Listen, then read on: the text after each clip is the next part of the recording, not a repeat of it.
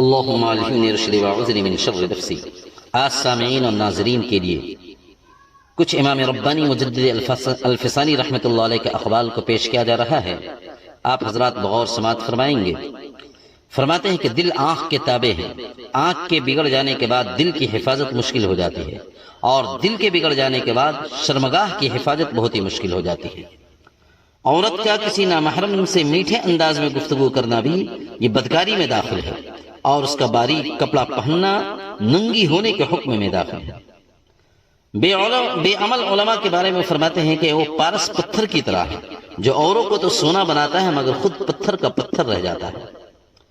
اور فرماتے ہیں کہ کفر کے بعد سب سے بڑا گناہ کسی کا دل دکھانا ہے، چاہے وہ کافر ہو یا مومن ہو۔ اور فرماتے ہیں کہ جس کے پاس بیوی، گھر، نوکر اور سواری ہو وہ بادشاہ کی طرح ہے۔ اسی طریقے سے فرماتے ہیں کہ متکبروں کے ساتھ تکبر کرنا اس صدقے کا ثواب رکھتا ہے۔ جس نے کسی دولت مند کی تواضع کی، اس کی دولت کی وجہ سے اس نے دین کا 2 حصہ برباد کر ڈالا۔ اسی طریقے سے امام ربانی مجدد الفسانی رحمۃ اللہ علیہ کا فرمان ہے، وہ فرماتے ہیں اپنے اقوال میں کہ صغیرہ گناہ کا بار بار اصرار کرنا، بار بار کرنا، یہ کبیرہ گناہ تک، اور کبیرہ گناہ کا اصرار کرنا یہ کفر تک انسان کو پہنچا دیتا ہے۔ عورت اور بے ریش لڑکا ایک ہی حکم رکھتے ہیں، عورت اور بے داڑھی والے بچے لڑکے ایک ہی حکم رکھتے ہیں، دونوں سے بچنا آج کے دور میں ضروری ہے۔ اسی طریقے سے وہ فرماتے ہیں کہ اللہ والوں کی کرامت مت ڈھونڈو، اللہ والوں کی کرامت مت ڈھونڈو، بلکہ ان کا وجود ہی کرامت سمجھو۔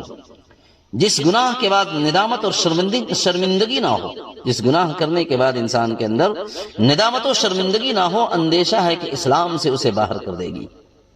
تمہارے گھر والے تمہاری رعایا کے مانند ہے، تم سے ان کے بارے میں کل قیامت کے دن سوال کیا جائے گا۔ اسی طریقے سے علماء سو اور علماء بد، برے علماء وہ ہیں جو مخلوق کے نزدیک عزت کے خواہش مند ہوتے ہیں اور مخلوق سے عزت چاہتے ہیں کہ ہماری عزت کرے۔ اللہ تعالی ہمیں ان اقوال پہ عمل کی توفیق نصیب عطا فرمائے۔